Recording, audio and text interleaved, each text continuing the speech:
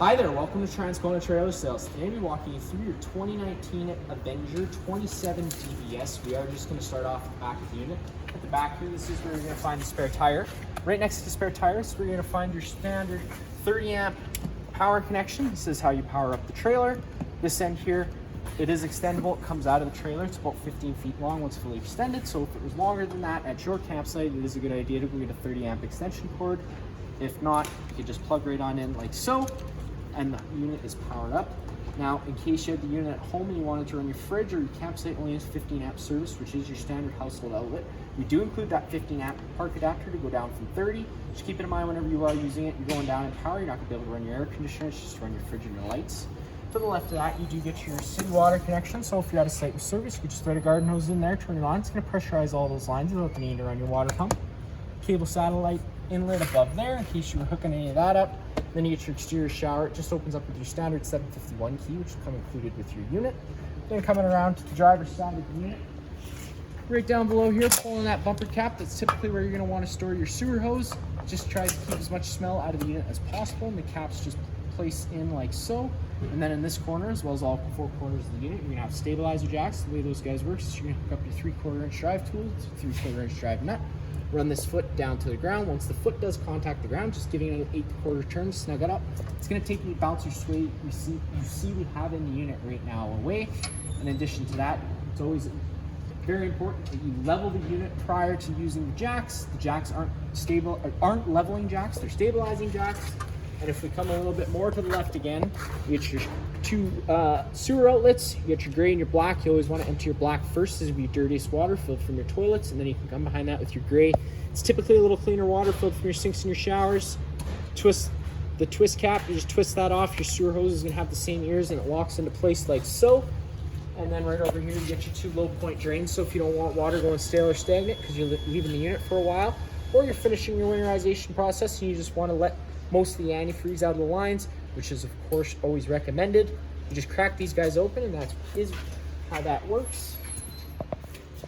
If you come a little bit more further down the unit now, more towards the front, get your fresh water fill. So if your site doesn't have water, or you're out boondocking, you can thread a garden hose in there, turn it on, or just siphon water in from a jug, and that's how you fill your fresh tank. The drain for that is just right here. This little vent here, this is how you're gonna know when it's full. So if you're pushing water inside of there and now you got water squirting out of here, it's just letting you know that the tank's full. It's always a good idea to turn it off right away, not letting it run too long. Otherwise you do run the risk of bursting the tank.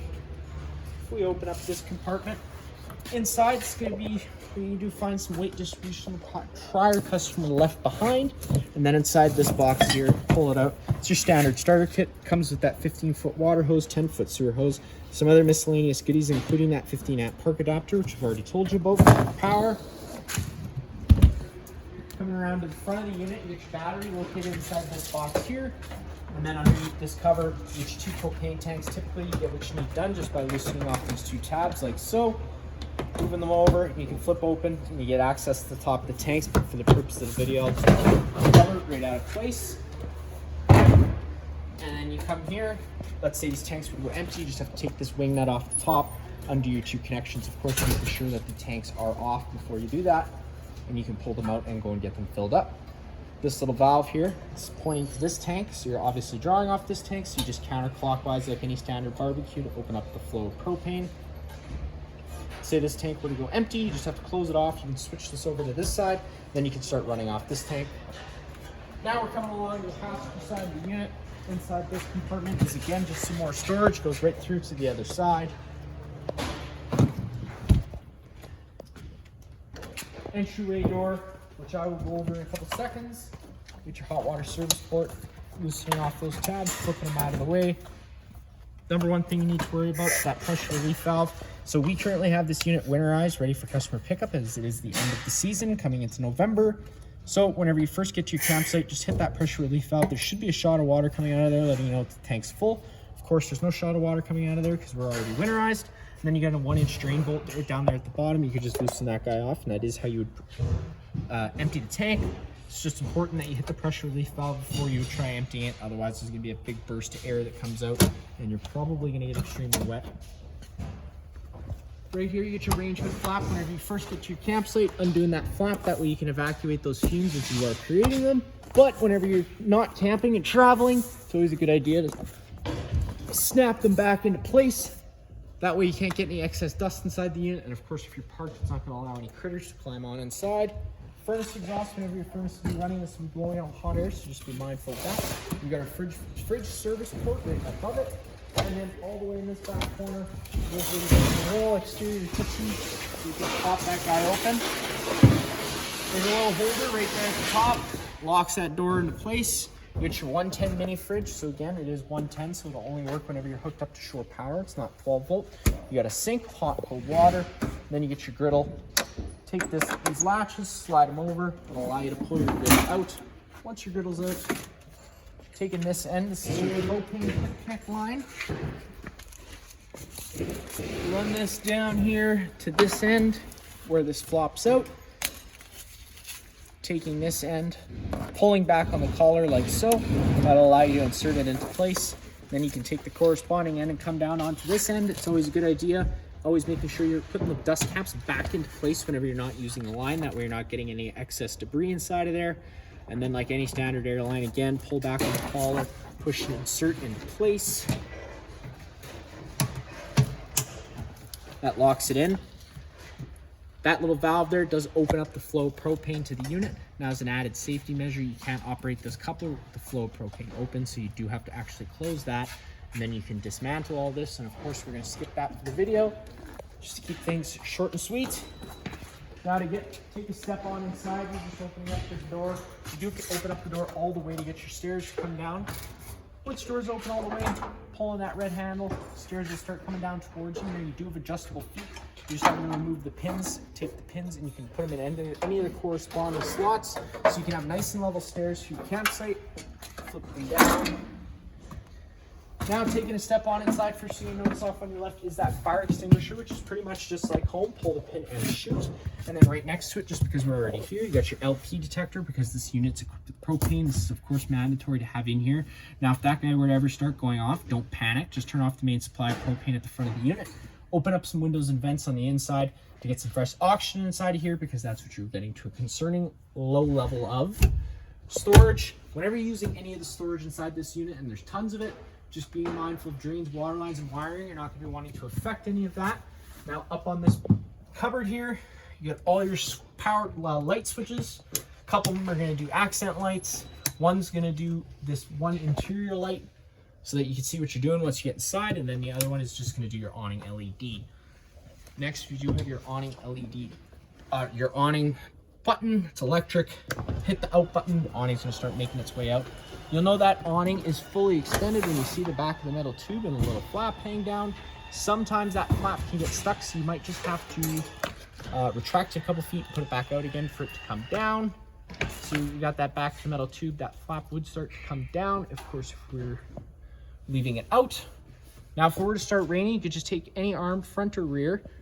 Right there in the center, you're gonna see that knob. You just have to loosen it, pull that arm towards you, then tighten it up, and that'll allow it to hold its spot. And of course, if it were to start raining, it's gonna allow water to drain off. Now, before you go to bring your awning in, it's very important that you do loosen off both ends and allow it to its natural resting position. That way it comes in nice and smoothly and straight. And then once that's done, you can just push the button, and again, it just starts making its way in. Once the arms contact the side of the trailer, the motors will automatically cut out. Now, to get the rest of the unit open, you do get your slide out switch. Of course, before you run your slide out, it's always a good measure to take a good peek, do a visual inspection on the inside, just making sure that nothing's shifted during travel. It's going to get stuck in between your slide out fascia and the wall. I know sometimes it's hard to get to that back one, but it is a good idea if you can to check it. And then of course on the outside, just making sure you have enough room to put the slide all the way out without it running into something. Once that's done, you just push and hold the out button. The slide out's going to start making its way out. Once that slide out reaches its full extension, you're going to hear the motors wind up and click. Whenever you're running your slide out, again, it's a good idea to do full strokes, always if you can. Now, of course, we know that's not always possible, so it's not the end of the world if you can't. It's just a lot easier on the gear system when you do those full strokes. So right there, we're going to be right about to hit our clicking point. And there you go. You probably heard it on the video. So now Your slide outside its full extension. If you want to be extra cautious, you can just run your hand between the fascia and the wall, just making sure you can feel that rubber seal butted up against the fascia. That way you're sealing out any water from making its way inside. Now first, I guess we'll start off in the bedroom. It's kind of customers left you the key for the locking handle even. In here, lights on its own center push button, just turn the switch on. It's pretty much your standard bedroom. Get your little extra storage space right down below there, storage all around, lights. You get your fire exit for inside here. You're just taking this little white tab, pulling on it. It's going to allow that screen to pull right out of the way. At that point, just take this handle, push it, hop on out of the unit. Just keep in mind there's a little bit of a jump down, so you're going to want to try and go feet first, but if there is a fire, just getting out as quickly as possible is very important.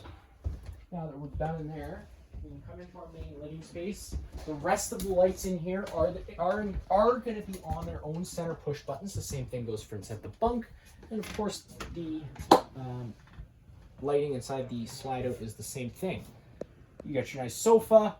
Up top, again, storage. Little dinette spot. Now let's say you had some extra guests that didn't fit inside the bunks. This does turn down into a little bed. You just have to remove the feet from underneath the table. Set your tabletop on its desired ledges. Then you can take your back cushions to fill in the center and you have yourself another bed. The blinds in this unit, they're kind of just residential style. You pull it the one way and allow it down. Pull it the other way and click it. It locks it into place and allows it to stay up. You can lock these blinds into these plastic tabs down below. Now, of course, if you have the blinds down while traveling, it's going to be very important that you do latch those on there. Otherwise, the blinds are going to slam around on the wall back and forth, probably wreck the blind, maybe wreck the wall. So again, just trying to avoid that. In our kitchen area, it's pretty much self-explanatory. Now, coming to our stove, I'm going to go over some propane notes. Whenever you turn the system off at the front of the trailer, it allows air into the lines. Once air makes its way in, it has to be purged out.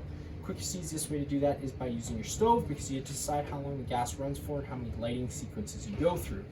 If you want to go to try to fire up your water heater, your fridge, or your furnace, before purging the system, you could get a fault code because it failed to light, and that could throw a wrench in your weekend if you don't know what the fault code means. So again, just to avoid all that, it's always a good measure to come and fire up your stove. Now, because it's a gas stove, I always recommend running the range hood. Whenever you're running the stove, again, that way you're just evacuating those fumes as you're creating them. And now when it comes to lighting them, because it's a gas stove, just being safe. So as soon as you turn over to that gas on option, just making sure you're hitting that sparker every few seconds. Failure to do so, if you were to get gas starting to come through with no lighting, it could cause a minor combustion, in which case you could lose some eyebrows and eyelashes if your face was nearby. You want to avoid that. So again, if you open up the oven, it's pretty much the same thing. Minus the fact that the gas orifice is on this right hand side here, and it can take exceptionally long to light, especially because the gas orifice is so small. So once you turn it over to that pilot option, push and hold the knob in every couple seconds, hitting the sparker. Like I said, sometimes this can take a few seconds to purge just because the gas orifice for the pilot is so small. But eventually, once that were to light, like it is now, and it's able to stay lit on its own without you pushing it on the button, you can turn it up to your desired temperature, and it does fire right on up. Get a little light here, turning that on turns on the oven light as well as some illumination knobs. Bringing us to your fridge, get a fridge freezer combo inside of here. The controls for that are up top. Push that button. With this button flush, it's an auto, so it's going to first search for shore power. Once shore power is taken away, it'll automatically switch over to gas. If this check light were to come on, it's just letting you know that it failed to light on gas. Now, because like I said, it could just be a purging issue, it's always a good idea to try it a second time. And always stick around when you're going to light your fridge for about 5 minutes, just to make sure that it does switch over correctly and it doesn't have a purging issue. Because if this check light comes on, it's going to start flashing and beeping at you, and if you've already walked away, all your food's going to go bad. Power button again to turn it all off, and let's say you wanted to run it solely on gas, you just have to depress that button. And again, now it'll try solely running on gas, but again, it's going to be very important that you do have the system purged before you try and light this. Just makes firing it that much easier. Next, you get your entertainment center, which is pretty much just like home. Again, not much I'm going to show you there. Right down below, you get your main converter here. Whenever you get your breaker panel and your fuse panel is the only two things you worry about inside here. So whenever breaker trips, you just have to turn it off and then back on again to reset it, because it's going to sit in the middle, and then you have all your corresponding fuses on your right. So it's probably going to be a good idea to pick up a few extra fuses. You never know when one could blow. Inside the bunk area, again, it's just a sleeping space for kids or adults, I guess, because it's a double. You got a couple different plugins. And then last but not least, we're going to take a step on into the bathroom. The light switch is on the left. Pretty standard bathroom, except you got your main GFI plug here in the wall. So if you ever have an outlet that doesn't work, this would be the first place I'd check. Just make sure that this plug isn't tripped. Sometimes they can trip for the oddest reasons, and 90% of the plugs do run through that system. So again, if that's tripped, it's going to kill power to the rest of the outlets. So on the wall, you get your water heater switch, turning that on. Water heater is going to try lighting itself 3 times. If on the 3rd try it doesn't light, that light would have stayed on. So of course it lit right away just because the system was already purged. Down below you get your monitor panel system, so you push the button, it tells you the corresponding level, and then you get your water pump switch that draws out your fresh tank. Now that is going to be it for this unit here. If you have any other questions, feel free to give us a call.